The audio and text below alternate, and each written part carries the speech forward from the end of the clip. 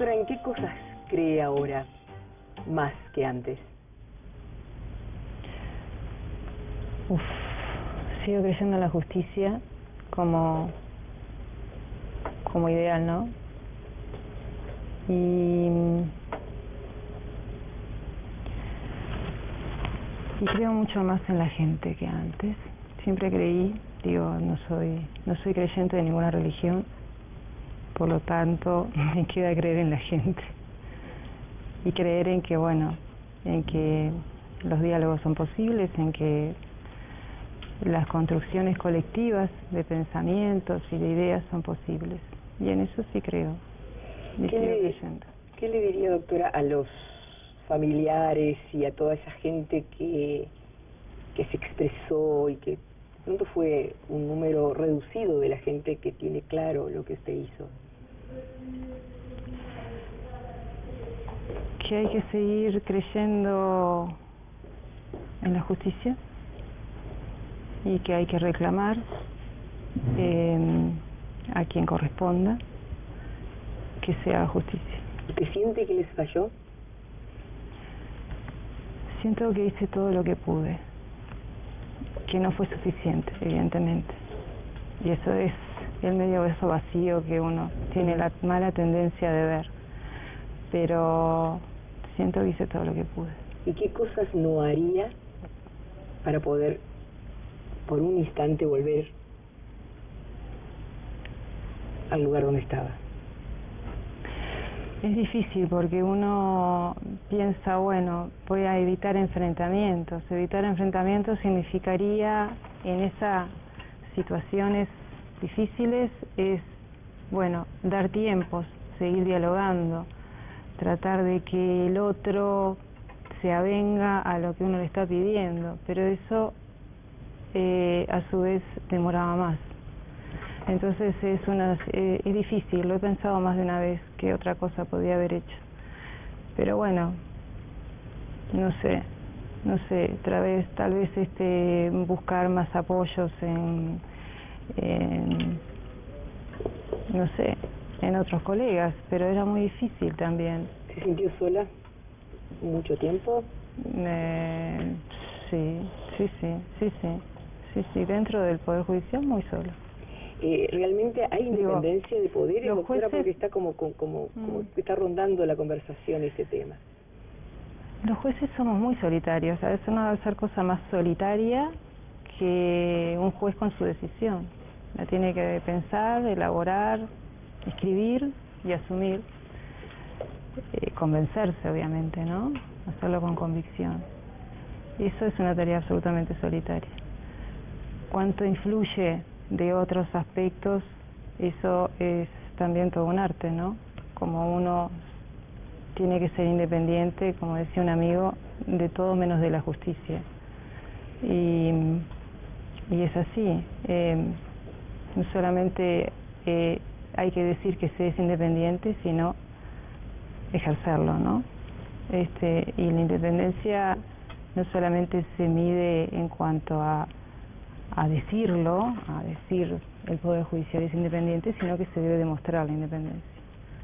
Y yo creo que se ha cuestionado justamente eso, ¿no? Llegó un momento de gran tensión, inclusive con el Ministerio de Defensa Nacional. Fue porque se dieron dos temas que coincidieron, las coordenadas, para hablar un poco elípticamente del vuelo del avión de Airclass, siniestrado con 2 muertos, como todo el mundo sabe y ha seguido, y el hecho de los derechos humanos, el ir a reconocer el Boiso Lanza, toda esa tensión. ¿Le parece que fue desmedida? ¿La sumatoria agregó presión? ¿Esta decisión ya estaba tomada? Las relaciones con el Ministerio de Defensa fueron difíciles, o se fueron tornando difíciles. Lo que debería ser una relación de colaboración, tanto en lo que era la búsqueda de los restos del avión, como anteriormente el pedir datos e informes y documentación por las causas, por domicilios de militares, por archivos. Siempre fue como muy compleja, muy difícil. El diálogo era bastante difícil, cortado. Realmente nunca llegué a entender muy bien por qué era esa circunstancia, ¿no?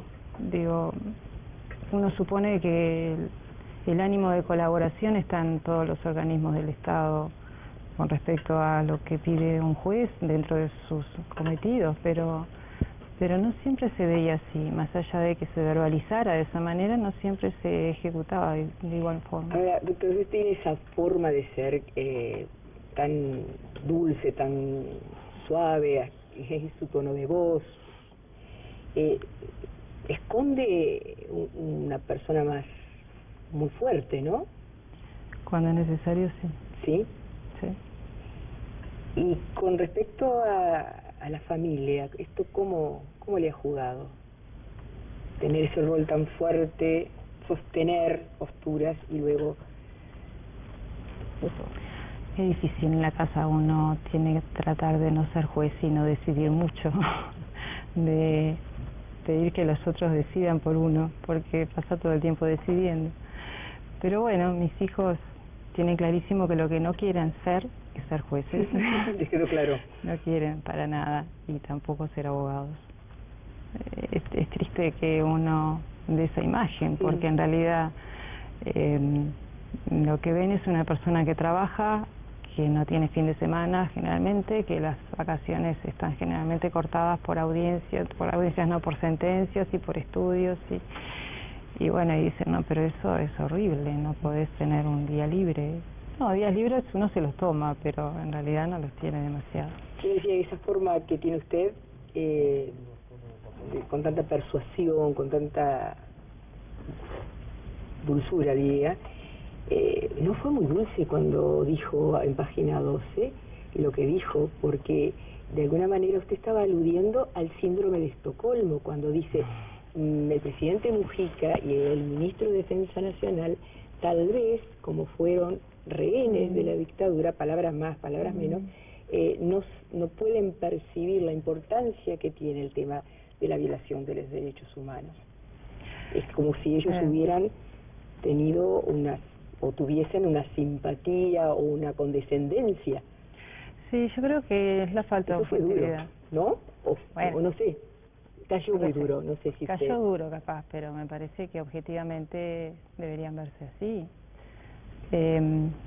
Cualquier persona que ha vivido un delito cualquiera, no le podemos pedir que tenga la misma opinión antes o después de haber vivido ese delito como víctima respecto del victimario. Pero no está diciendo que son condescendientes.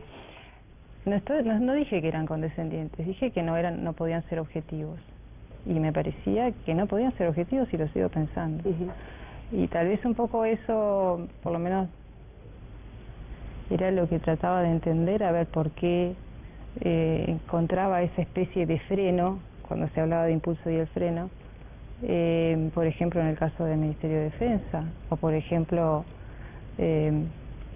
cuando el Estado hacía marchas y contramarchas en cuanto a lo que eran las investigaciones de derechos humanos, y a tomar esto como un tema de Estado. Entonces, tratando de entender por qué pasaba esto, fue lo que dije, porque en realidad lo vi desde el lado de lo jurídico, desde el lado de mi función y lo que uno ve habitualmente cuando trabaja en penal, con víctimas y con victimarios. Y bueno, y me parece que haber vivido las circunstancias que ellos vivieron, que obviamente trasciende mucho más de un delito instantáneo de un momento,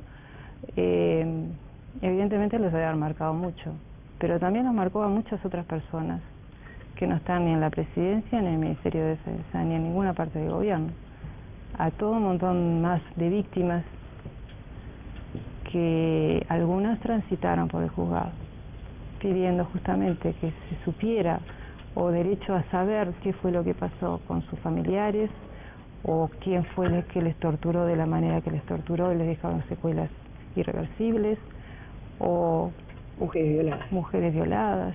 que se reunieron con usted, muchas de ellas, por primera vez? Situaciones muy traumáticas. Le propongo la última pausa.